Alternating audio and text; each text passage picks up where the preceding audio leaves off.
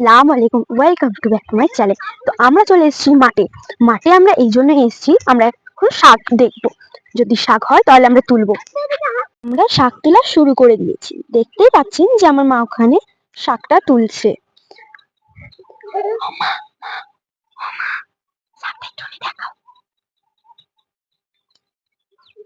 এই দেখতেই পাচ্ছেন।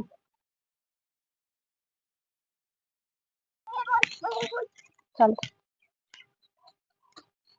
হ্যালো বন্ধুরা, এই দেখুন আমরা সবাই মাঠে চলে এসেছি শাক তুলতে। এইগুলো লোটে শাক, এটা দেশি লোটে, যেটা আলুর জমিতে হয় সেই লোটে শাক।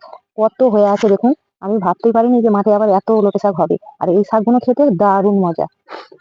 ও তুলতে পারে না তো শাক, ও কি তুলবে? শাক আমিই তুলি, কিন্তু শাক তুলে নিয়ে যাই। কে সবাই তুলেছে, দিয়ে ওই জন্য ডগা কাটা হয়ে আছে, দেখছো না? আর এদিকে শাকটা কত সুন্দর খালি হয়েছে দেখো, শাকটা পুরোটাই লোটে শাক, আর নরম নরম সব শাকগুলো। পেয়েছো? এই তো এতটা পেয়েছি। আর ওই শাক তুলবো না, চলো সন্ধ্যা হয়ে যাচ্ছে। দেখতে পাচ্ছেন শাক তোলা হয়ে গেছে, এবার আমরা বাড়ি চলে যাব। সন্ধ্যা হয়ে এসছে। ওই দিকটা দেখুন পুরো কুয়াশায় কুয়াশা সব ভর্তি হয়ে আছে। দিদার এখনো শাক তোলা হয়নি, দিদা এখনো শাক তুলেই যাচ্ছে।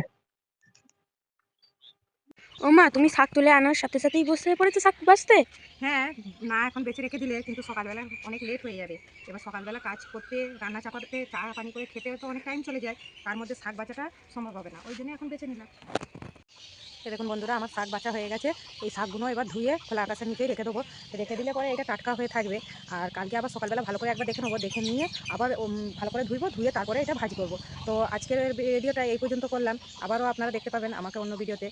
এখনকার মতন সবাইকে টাটা, বাই বাই, আল্লাহ হাফিজ। আর আপনারা সবাই আমাকে সাবস্ক্রাইব করবেন, আপনাদের ভালোবাসাটা আমাকে দেবেন।